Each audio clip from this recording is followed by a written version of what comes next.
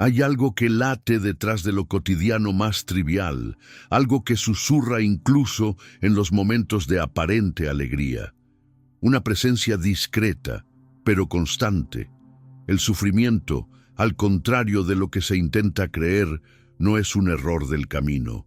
Parece ser el camino mismo, un ruido de fondo que habita todas las experiencias humanas, incluso aquellas que juzgamos plenas. Desde el nacimiento hasta los últimos suspiros, siempre hay una inquietud que acompaña los pasos, como una sombra que nunca se separa.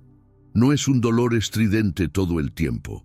A veces se disfraza de aburrimiento, de una leve frustración, de una nostalgia por algo que no se identifica. Otras veces se manifiesta como un vacío que se instala incluso cuando todo parece estar bien. Es en ese punto donde algo comienza a aclararse. Tal vez el sufrimiento no surge solo cuando algo está mal, sino como una estructura que acompaña el simple hecho de existir.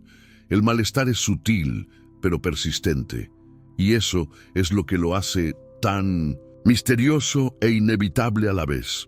Durante siglos, pensadores, filósofos y psicólogos han intentado comprender esa fuerza silenciosa. ¿Por qué sufrimos incluso sin motivo aparente? ¿Por qué, al alcanzar lo que tanto deseamos, pronto volvemos a sentir el mismo desasosiego? Es como si hubiera un fallo en el diseño de la experiencia humana, una grieta invisible que nunca se cierra. Pero tal vez no sea un fallo, tal vez esa grieta sea la estructura misma. El sufrimiento actúa como un espejo que nos obliga a enfrentar lo que evitamos, nuestra propia condición, nuestra finitud, el desencuentro entre lo que somos y lo que quisiéramos ser. Somos seres que buscan constantemente llenar un espacio interno que nunca se sacia. Un espacio donde la ausencia pesa más que la presencia y donde el sentido se escurre entre los dedos como arena seca. Esa búsqueda constante de alivio es, en sí misma, una marca de que algo nos habita, algo que no calla. Desde esta perspectiva, el sufrimiento deja de ser un evento aislado y se comprende como una esencia oculta de la existencia.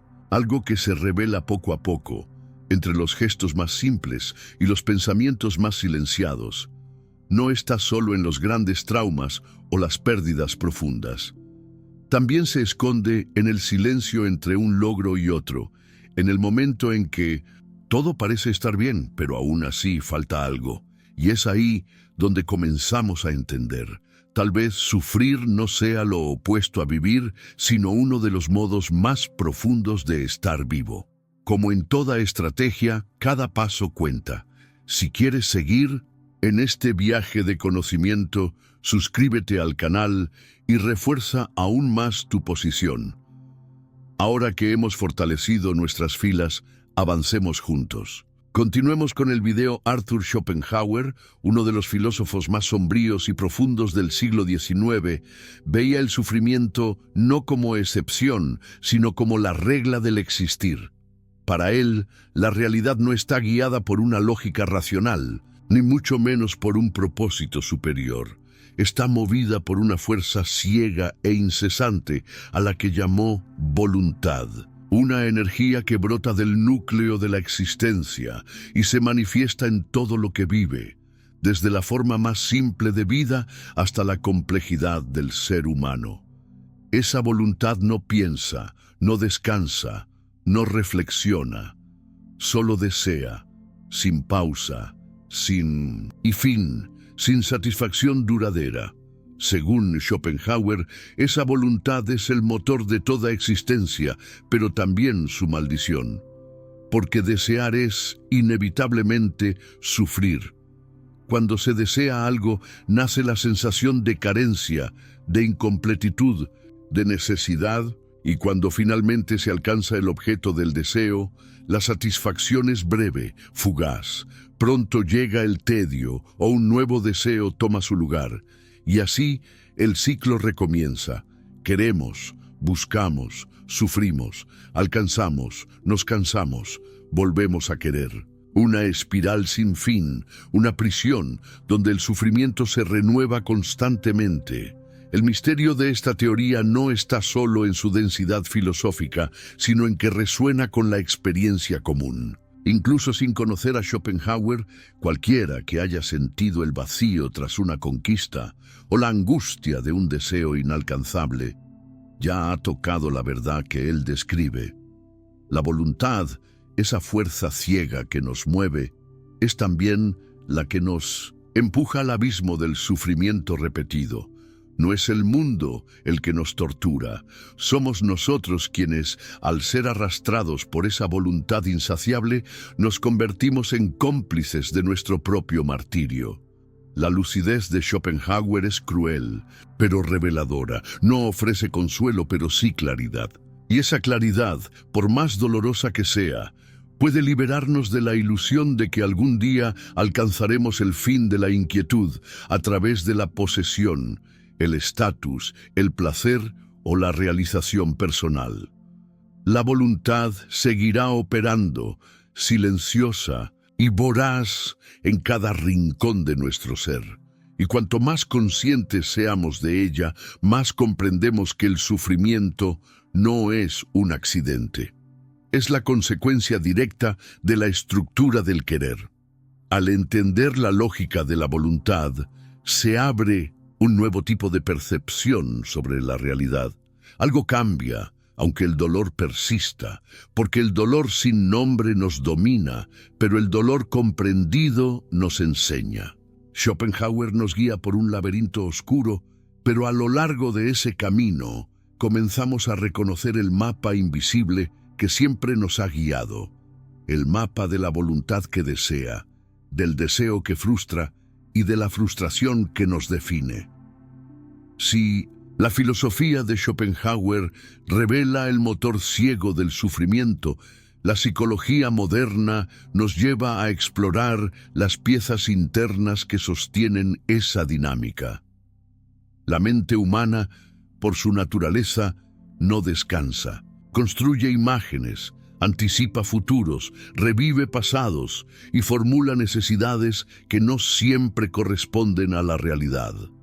El deseo, en este contexto, no es solo un impulso momentáneo, es una construcción psíquica profundamente entrelazada con nuestra identidad, con la sensación de valor y con cómo nos vemos en el mundo. El cerebro está programado para buscar lo que falta, y esa programación, aunque esencial para la supervivencia, genera un estado constante de insatisfacción. Al desear algo, proyectamos una idea de plenitud, un alivio prometido. Pero cuando ese deseo se satisface, el sistema que nos mueve no se apaga. Al contrario, busca nuevas carencias, nuevos objetivos, nuevas faltas que llenar. Esto crea un conflicto interno. Buscamos alivio, pero estamos biológicamente moldeados para no encontrarlo por mucho tiempo. El deseo, en este escenario, es una estrategia de la mente para sostener la identidad. Empezamos a creer que somos lo que buscamos, que nuestra felicidad depende de conquistas externas, de validación, de estatus. Pero esa búsqueda es un reflejo de la insatisfacción que ya estaba ahí, desde antes. Así, la mente se fragmenta entre lo que es y lo que desea ser, entre el ahora y el ideal. Y esa fragmentación genera angustia, frustración y la sensación de que nunca estamos donde deberíamos estar. En el ámbito clínico, esto se manifiesta de diversas formas: ansiedad, compulsiones, vacío existencial, autoimagen distorsionada. Son síntomas de un sistema psíquico que gira en torno a la carencia. Cuanto más nos alejamos de la realidad presente, más nos convertimos en rehenes de lo que aún no llega. Vivimos corriendo tras versiones idealizadas de nosotros mismos y olvidamos que toda esa carrera nace de una ilusión profundamente arraigada, la de que el sufrimiento cesa cuando el deseo se cumple. Pero el deseo no se cumple, solo se transforma. La mente, al alcanzar un objetivo, rápidamente proyecta el siguiente, y así seguimos movidos por promesas que nunca se cumplen del todo. Comprender este mecanismo no es sencillo. Es incómodo darse cuenta de que gran parte de nuestro sufrimiento es alimentado por procesos internos, automáticos y repetitivos. Pero es exactamente en esa conciencia donde reside el primer signo de ruptura. Cuando reconocemos la naturaleza de este ciclo, comenzamos a tomar distancia de él. Y esa distancia es el inicio de una libertad silenciosa.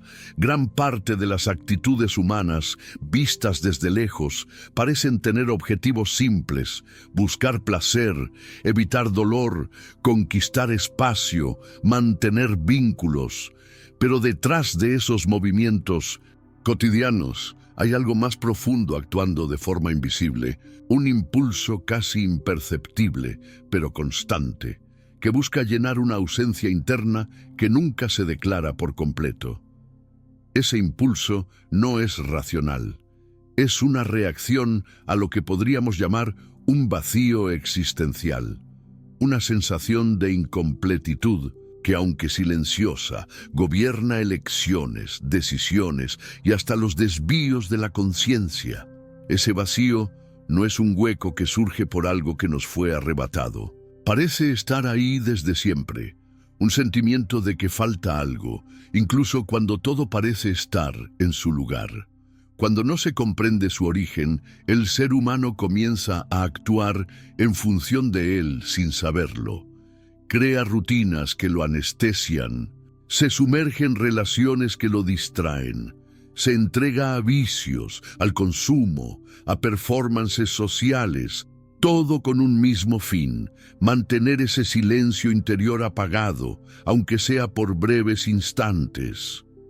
Es en este punto donde el comportamiento adquiere una capa de misterio, porque muchas actitudes que parecen naturales o comunes son en realidad intentos de huida.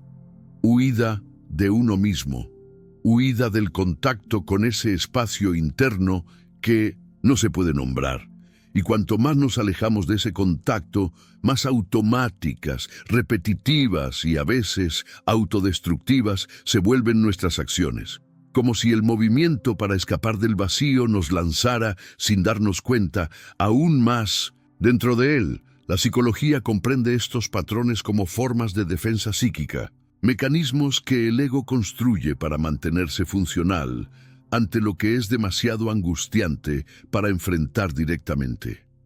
Pero esos mecanismos tienen un costo. Nos alejan de la realidad interior.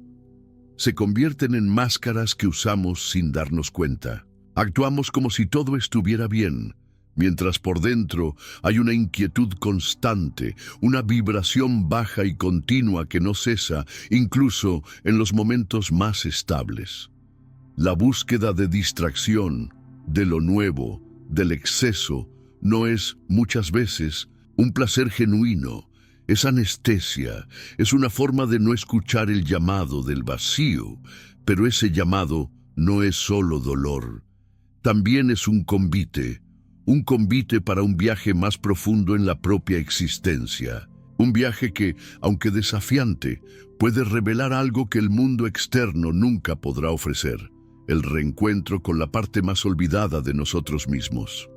Vivimos rodeados de imágenes de éxito, de felicidad plena, de vidas perfectamente organizadas. La sociedad moderna ha construido un teatro donde todos actúan todo el tiempo, aunque en silencio. Esa actuación colectiva nos enseña desde temprano que mostrar sufrimiento es un signo de debilidad, que admitir fragilidad es perder valor. Entonces, sin darnos cuenta, aprendemos a ocultar lo que sentimos, a ponernos una máscara que nos proteja de la exposición. Y cuanto más perfecta es esa máscara, más invisible se vuelve el dolor que hay detrás.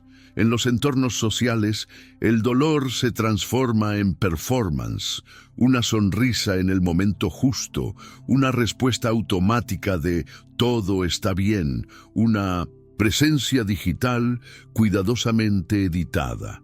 Así se moldea la identidad pública, esa persona que nos protege, pero que al mismo tiempo nos aísla.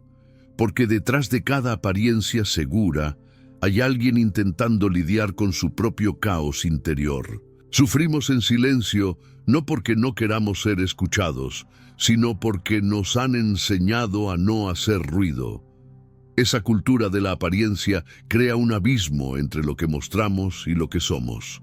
Y ese abismo, cuanto más crece, más solitario se vuelve. El dolor que no puede expresarse enferma el cuerpo, cansa la mente y cierra el corazón. Empezamos a creer que somos los únicos que sentimos lo que sentimos, que hay algo mal con nosotros por seguir sintiendo ese vacío, esa angustia, esa tristeza que nunca desaparece del todo, cuando, en realidad, ese sufrimiento oculto es común, solo que no es visible. La sociedad nos ofrece recompensas por sostener la máscara, estatus, aceptación, validación, pero esas recompensas saben a poco, porque en el fondo todos cargan dolores que no caben en palabras y al mismo tiempo desean ser vistos de verdad, ser vistos sin filtros, sin defensas, sin necesidad de impresionar. El problema es que mientras todos se esconden, nadie se ve.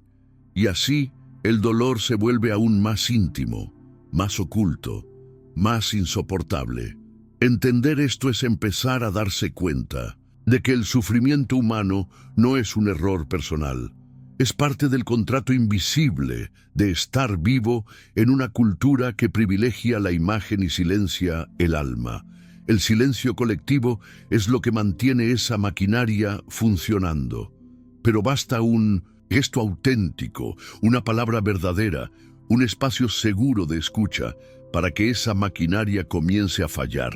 Y en ese fallo nace la posibilidad de una conexión real, de sanación y de una existencia con menos máscaras. El ser humano intenta, a toda costa, controlar lo que se le escapa. Planifica, organiza, prevé, simula. Crea la ilusión de que tiene dominio sobre sus propios caminos, como si pudiera evitar lo imprevisto, el dolor, la pérdida, el error. Pero detrás de ese deseo de control absoluto hay un miedo silencioso, el miedo a la vulnerabilidad. Estar vulnerable es reconocer que no hay garantías. Es admitir que la vida, por naturaleza, es incierta, inestable, impermanente. Y ese reconocimiento, por más verdadero que sea, amenaza profundamente la estructura psicológica que sostiene nuestra sensación de seguridad.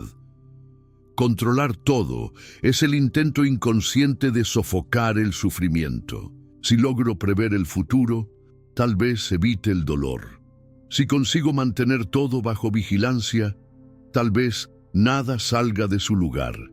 Pero la vida no obedece nuestros mapas mentales. Se mueve fuera de las líneas, se escapa entre los dedos, revela sus curvas donde esperábamos rectas, y es en ese roce entre lo que deseamos controlar y lo que realmente sucede donde nace la angustia. La ansiedad crece, no porque el mundo sea amenazante en sí, sino porque creamos la expectativa de que sea predecible. La psicología entiende este impulso de control como un mecanismo de defensa, un modo en que la psique intenta mantener el orden en medio del caos interno, pero cuanto más nos aferramos al control, más tememos perderlo. Y ese miedo paraliza, asfixia, endurece el alma. Pasamos a vivir como centinelas, siempre alerta, siempre atentos a posibles amenazas, incluso cuando todo alrededor parece tranquilo. Porque el mayor enemigo no está afuera, sino dentro. Es el desamparo primordial que intentamos negar. La vulnerabilidad no es debilidad, es la conciencia de nuestro límite. Es el punto donde la coraza se deshace y nos permite sentir el mundo con más verdad. Pero nos han enseñado a no mostrar ese lado, a ocultar el dolor, a tragarnos el llanto, a resistir todo el tiempo. y así nos convertimos en expertos en parecer fuertes mientras nos derrumbamos por dentro. El control absoluto es un mito, pero mientras lo buscamos, ignoramos las posibilidades más reales de libertad. Aceptar que no controlamos todo y, aún así, podemos caminar. Cuando se comprende que el dolor no es un signo de debilidad, sino de humanidad, la rigidez comienza a ceder.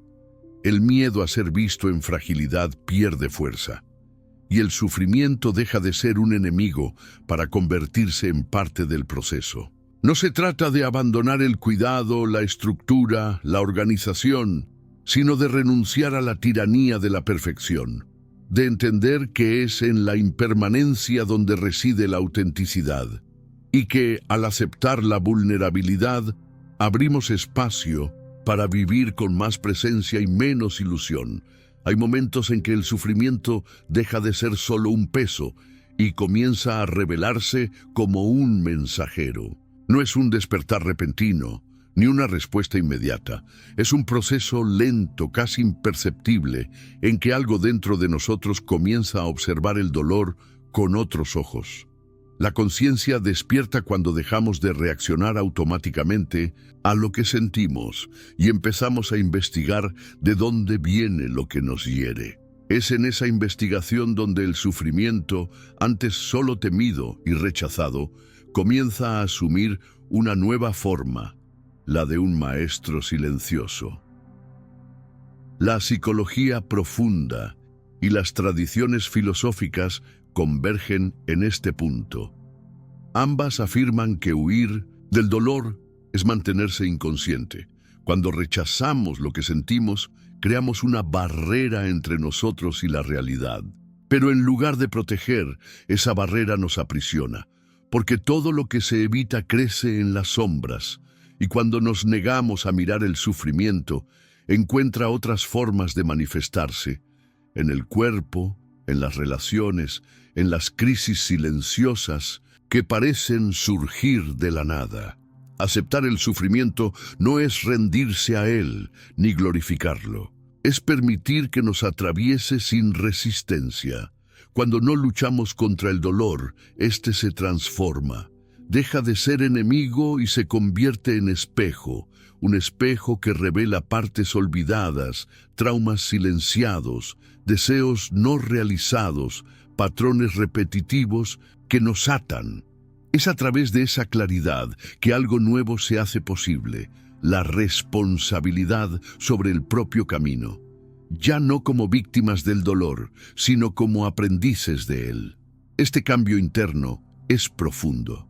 Requiere coraje para sostener la mirada ante el malestar, para no buscar atajos fáciles, para no anestesiarse con distracciones. La conciencia se fortalece cuando nos volvemos íntimos de nuestra propia oscuridad, y esa intimidad no nos debilita, nos madura, nos hace más lúcidos, más compasivos, menos reactivos. Aprendemos a no desesperarnos con el caos, porque reconocemos que es parte del ciclo de la vida. El sufrimiento, cuando se acepta con presencia y conciencia, revela lo que nunca podría percibirse en momentos de comodidad. Nos muestra quiénes somos sin las máscaras, sin los títulos, sin las historias que creamos para protegernos. Y en ese reconocimiento nace algo raro, autenticidad.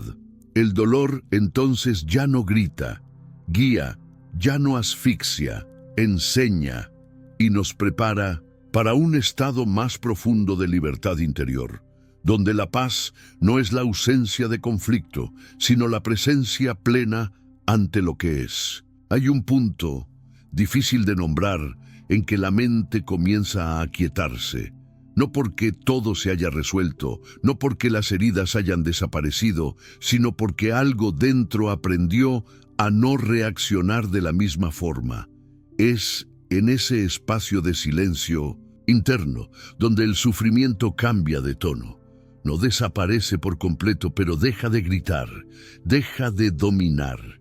Es como si, por primera vez, pudiéramos escucharlo sin miedo, observar su presencia sin identificarnos con ella. Ese silencio no es ausencia de pensamiento, es presencia pura. Una presencia que acoge, entiende y libera. A lo largo del camino, mucho se busca fuera. Respuestas, soluciones, promesas.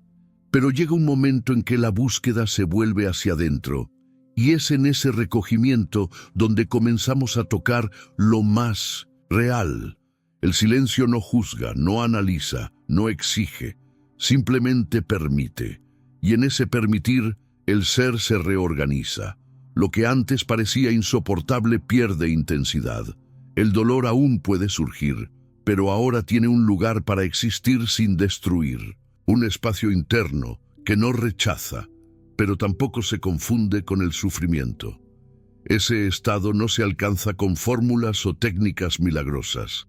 Nace del agotamiento de la ilusión, de la madurez de quien ya lo intentó todo y entendió que no hay salida fuera de la propia conciencia. Cuando la mente deja de luchar contra la realidad y comienza a escucharla, algo se transforma profundamente. La calma que surge no es superficial. Es la calma de quien atravesó la tormenta y ahora reconoce el valor del silencio entre los truenos. La filosofía de Schopenhauer, la psicología profunda y la vivencia cotidiana convergen aquí, en el reconocimiento de que la paz no es la ausencia de sufrimiento, sino la capacidad de acogerlo con claridad y firmeza. El sufrimiento, comprendido, se disuelve en la atención plena, y la atención plena nace del silencio. Un silencio que no es vacío, sino lleno de significado. Un silencio donde no necesitamos entender todo ni controlar nada, solo estar, sentir, existir. Y así, al final de este viaje, queda un convite silencioso, permitirse descansar en ese estado de presencia, no como huida, sino como retorno, porque es en ese espacio interno, libre de ruido, donde el sufrimiento pierde su dominio. Y es ahí, justamente ahí, donde la vida comienza a latir de forma más ligera, más lúcida, más verdadera. Si este contenido te ha tocado de alguna forma, aprovecha ahora para suscribirte al canal y darle like a este video. Eso ayuda mucho a mantener vivo este espacio de reflexión. Y si quieres seguir en este viaje de autoconocimiento y profundidad, mira, los otros videos que están apareciendo en la pantalla ahora también fueron hechos con la misma intención: despertar,